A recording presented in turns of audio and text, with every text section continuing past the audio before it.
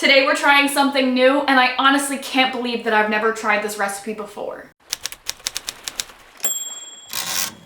Today we are going to be making Miss Taylor Swift's favorite chai sugar cookies. I love chai, I love sugar cookies, and I love Taylor Swift, so this recipe felt like a no-brainer to try on our channel today. In the description below, I'm going to be linking the basic sugar cookie recipe that Taylor Swift built her recipe upon, and I'm also going to be linking a BuzzFeed article that contains the original Tumblr post she made that lists all the add-ons and extras she put into that recipe to make the recipe that we have today.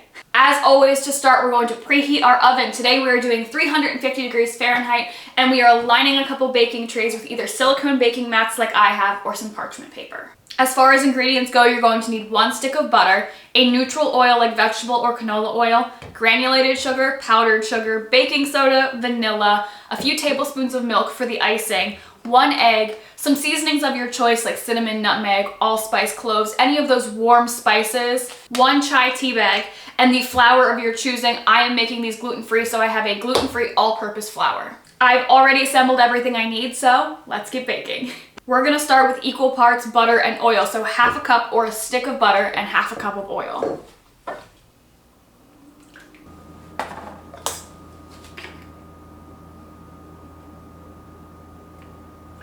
We're gonna go ahead and mix those ingredients to incorporate, but out of the splash zone.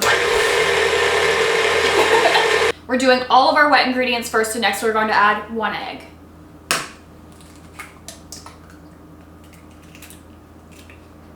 If you saw that splash on me, no you didn't. Now the recipe calls for 2 teaspoons of vanilla extract, but you know what I always say. Measure with your heart. Now for the super important part. We're gonna go ahead and add our bag of chai tea now, because spices tend to marry better into recipes when they're added in the liquid stage. Go ahead and give that a nice mix. Next, we're gonna go in with our sugars, granulated and confectioners, in equal parts. So for this recipe, we're gonna be using a half a cup and a half a cup.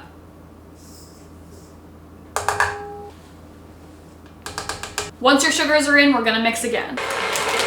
I'm gonna go ahead and give the sides of our bowl a little scrape down before we start adding in our flour. For these cookies, you're going to need 3/4 of a tablespoon of baking soda and 2 cups of the all-purpose flour of your choosing. I'm going to add mine in a cup at a time so I don't make a ginormous mess of this kitchen.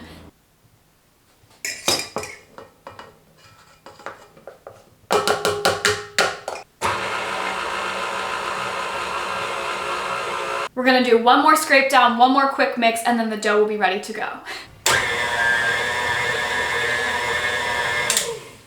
Alrighty, we have our completed dough, and it is a wet dough because these are going to be soft, chewy, beautiful cookies. There are 2 options of methods to make this dough easier to work with. You can either pop it in the fridge and chill it for an hour, or pop it in the freezer and chill it for 15 minutes. And when it comes to cookies, I'm impatient. So we're gonna pop this in the freezer, set a timer for a 15-minute dance party, and we'll be back to scoop some cookies. Alrighty, now that our dough has chilled for 15 minutes, I'm going to go ahead and take a 1-inch cookie scoop and transfer our dough onto our lined cookie trays. You can absolutely make bigger or smaller cookies if you'd like. It's just going to affect your total bake time.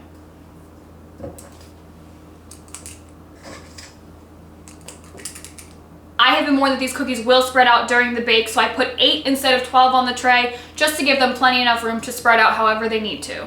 We are also going to flatten these cookies out before we put them in the oven, and you can use the palm of your hand for this, a spatula, but my mom always used the bottom of a glass, so that's what I'm going to be doing today.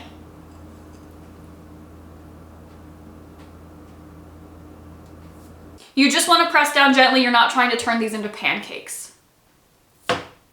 And this is what it should look like. These are ready to go in the oven. We're gonna bake these for 8 to 10 minutes at 350 degrees. Every oven is slightly different, so I'm gonna start at 8 minutes and go from there. Bye babies, please be good to me. 8 minutes on the clock, and now we wait. Alrighty, while we are waiting for our cookies to bake, we're gonna go ahead and start on our icing. This icing is super simple. It is just a cup of powdered sugar, a sprinkling of a few warm spices of your choosing to give it a little razzle dazzle. I'm gonna use cinnamon and allspice because these 2 are by far my favorite warm spices. And 3 tablespoons of preferably whole milk or eggnog if you're feeling festive and it's in season. I don't keep whole milk in the house. I have 2%. So I'm gonna do 2 tablespoons of 2% milk and 1 tablespoon of heavy cream just to give it that thickness and viscosity that we're looking for. Got our cup of powdered sugar in the bowl.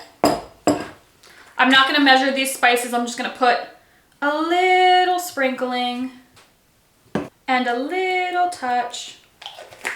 Perfect. Just gonna give that a little stir to mix in the spices with the powdered sugar before we mix in our liquids. And 8 minutes really flies by, which means we're pretty much ready to take the cookies out of the oven. I'm gonna move all of our icing supplies to the side, get those cookies out, and we'll finish the icing while the cookies are cooling.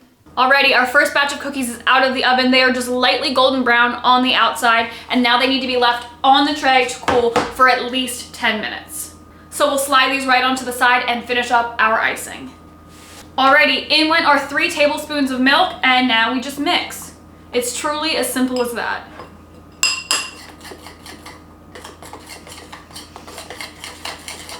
Alrighty, our icing is ready. It is a beautiful consistency, and this whole kitchen has started to smell like fall, which I love. The cookies need to cool for a few more minutes on the tray and then be moved to a cooling rack to cool completely before we can ice them. So I'm gonna let that happen, and I'll see you guys in a little while. Okay, most of the cookies are still cooling, but I picked the 2 out that felt the coolest so that I can ice them and eat them because I'm impatient. I think I'll probably have to let the icing set up for a second on the cookie as well. So better that I do it now and give it some time before I just start eating the cookies by dipping them in the icing. I physically can't tip this plate any further because this icing is running a little bit, so I guess I'll give it a few minutes to set up before I bite into this, but I really am impatient when it comes to my desserts. If you need me for the next 2 or 3 minutes, I'll be sitting here like this. That's about as much patience as I can muster. Okay, I have been as patient as I can possibly be. It's time to do a taste test whether or not this icing is ready. So, this is what the final cookie looks like. The icing's solid enough to finally show you. It looks really cute. Let's give her a taste test. Cheers.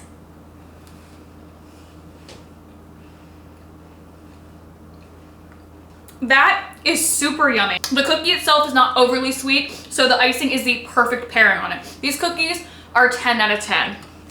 Thank you guys as always for watching and hanging out with me in the kitchen. Go make some of these Taylor Swift chai sugar cookies and stream Midnights by Taylor Swift. If you like this video, please give it a thumbs up and subscribe below, and I'll see you guys next week. Bye!